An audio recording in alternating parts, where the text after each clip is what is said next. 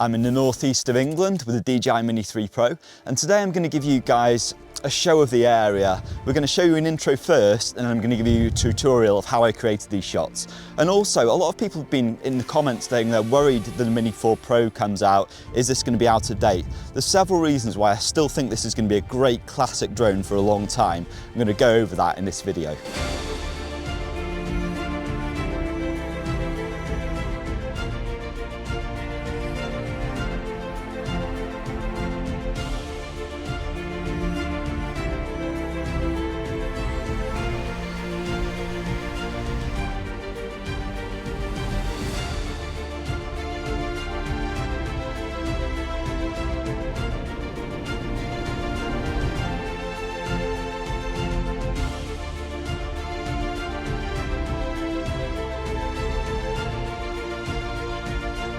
So people can get a little bit funny about technology, you know, they want the latest iPhone, they want the latest Xbox and all these things.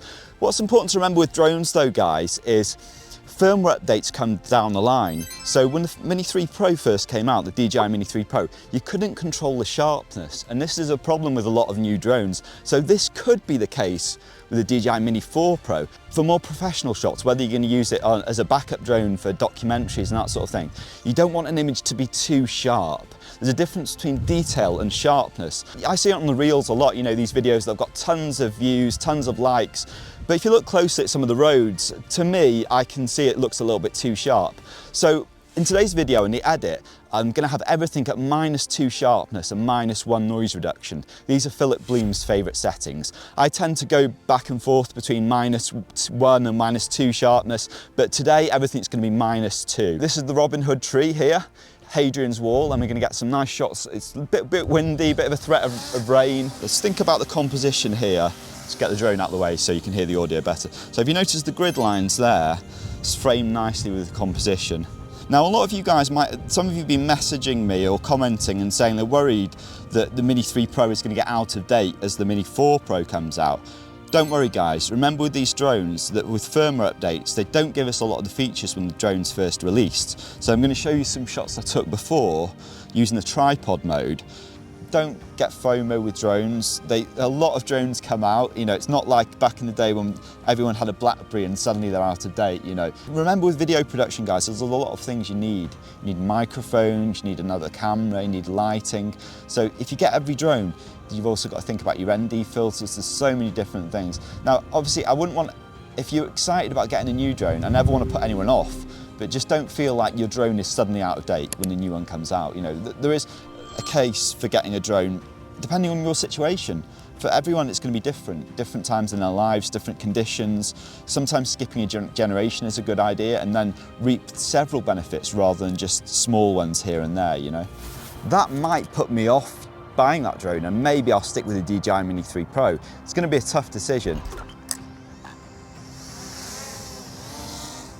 Right, there are a few people sat around on the grass there. Now, a decision you've always got to make with the altitude is how, I do like seeing that and seeing it sitting on the horizon line. So it's kind of more dramatic, isn't it? When you're not, if you go up too high, the statue can get a little bit lost. Those of you guys from America or anywhere in the world wanting to visit Scotland, make sure you visit the northeast as well, because it's some stunning sights around here as well. And it's so near to Scotland, you've got to visit. And we'll get the sunburst there. Look at that, beautiful. I'm a Newcastle fan, you know guys, believe it or not. Since I was a kid, I couldn't stand Man United. I've always been a Newcastle fan. You wouldn't know it with the accent, but I have. Right, I do like that shot there. And sometimes in that sort of angle, it's the same as the Edinburgh shots I did. Just this angle just here is when you really start to see the colours in the sky come around. With a bit of editing, I've got a new editing trick I might share with you guys on this video. Get even closer as well. Let's get even closer to those wings. All right, let's take the drone down. So I'm going to also give you guys a live flight at Hogwarts, at Alnwick Castle. I might fly with the broomstick and hold the GoPro, fly that way, but I think the range might be a little bit better with the drone.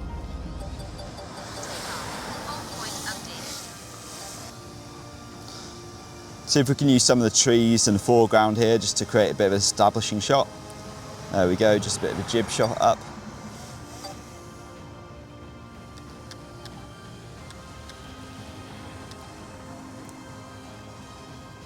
I was actually a little bit more of a Lord of the Rings guy, I think, than Harry Potter. I like Harry Potter, I think it was decent, you know, good films. I enjoyed the Philosopher's Stone and then the later ones as well. Some of the ones in the middle I got a slightly more, you know, they didn't interest me so much. I think the lighting looks looking pretty good. Yeah, what I've been thinking of a lot recently is with especially subjects like castles, you really want to play the angles as much as possible, because when you're normally lighting a scene in a studio environment, you've got the flexibility of being able to change yourself, the lighting. With nature filming, all you can do is just alter the path at which the drone is flying. So that's, you know, it's really important to have patience and just to try as many angles as possible, not to be in a rush. I'm looking for I really want to capture, you know, the distinctive sections that mark it as Harry Potter. It's slightly nerdy, this, isn't it? I know we should focus more on our own stuff, on our own skills, than looking for something from a film. But now and again, you've got to have a bit of fun with your drone. It's definitely worth doing a trip because there's some absolutely stunning castles. Show you guys some of the other ones. Went to Holy Island earlier today, and it was really windy, but very beautiful. And also Bamber Castle. That was incredible scenery. The other thing as well, when the Mini 4 Pro comes out, are they going to give us tripod mode? So it's something we're all going to have to think about. Do we go out and get the new drone? Do DJI give us those features immediately when the drone comes out? Remember, this is what I said to you guys in the Scotland vlog about this. So I've been having some fun today with the new firmware update of having it's not called the tripod mode, but it allows you to really slow down the footage. So I'm really excited to try that in different areas. You know, when you're at a waterfall, it's just a lot nicer to be able to have that control. You can go full throttle on the stick and it's still going to move slowly because you've slowed down the settings. That's a lot better than just having these sort of tentative motions, because then you don't get the consistency. And I know this is something that Philip Bloom has been working hard, pushing DJI, bring back the tripod mode. And DJI, if ever you're listening to this, you've got to think about the long term here. When you release the Mini 4 Pro, whatever it's called, people might cotton onto this and be, okay, I'm going to chill with the Mini 3 Pro now, because it's going to take you another year to release tripod mode. I'm good with what I've got. People are going to learn this. It's like the boy that cried wolf. So if you want people to go out and buy it on launch day, then don't make people wait a whole year for these features. Give it to us when the drone's released. I know there might be bugs and I know there might be firmware updates that are necessary, but I do think controlling the speed of the drone and the sharpness, that's something that just should come when the drone's released. So I'll show you guys how I took this shot. Firstly, we'll go to settings. So I did this in cine mode, so move it across here. Go to top right corner and go to control, gain and expo tuning. This is the key one here, maximum horizontal speed, 1.8 meters per second I had for this. Sometimes I've used 1 meter per second, just depends on the shot, how slow I want to have it down. The most important shot to have in tilt smoothness for this shot, I had this at 25. Okay, so to take this shot with the gimbal wheel here, now I don't normally like gimbal moves, but when you're using cine mode, it actually opens up a lot of possibilities. So you push away with your finger there, so pushing in towards the drone to tilt the gimbal, see how the gimbal's moving up there. Well, now keep that at a steady speed, and whilst you're doing that, just push in with the drone, okay? So first, if we go to the color board and just lower the blacks and the shadows, this helps to get rid of some of the noise and it also creates that really epic silhouette looking shot. Then move across to color wheels and we can increase the temperature and also a little bit of tint, just gives it a little bit more, brings out the purples a little bit. I don't like to go too far with this, but it is slightly more eye-catching. Now, I know when the reviews come out of the Mini 4 Pro, people are going to show us these shots where it's so much better at sunset, and I do think it is a really big factor.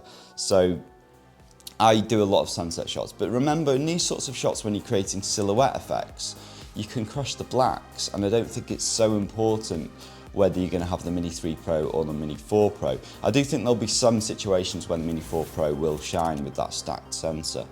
But just remember, it depends how many sunset shots you do, and I do think you can definitely take some good sunset shots with the Mini 3 Pro. I think it's good to have in mind before all the hype and all the speculation comes out, it's good to know what you want. What's your wish list, rather than listening to all influencers showing you this example of a very specific shot where Obviously the drone is going to be better than a Mini 3 Pro, but a lot of cases the difference is not going to be so much. You can build an argument based on what you want the case to show. I might not buy it, I'm not sure. There are certain things I'm going to want to wait and see. Probably I would say I'm 75% likely to buy it. Whether I buy it immediately or not is going to be another issue, we'll just have to see. Anyway, cheers for watching guys. Make sure you smash the like button on your way out and subscribe to the channel. See you soon.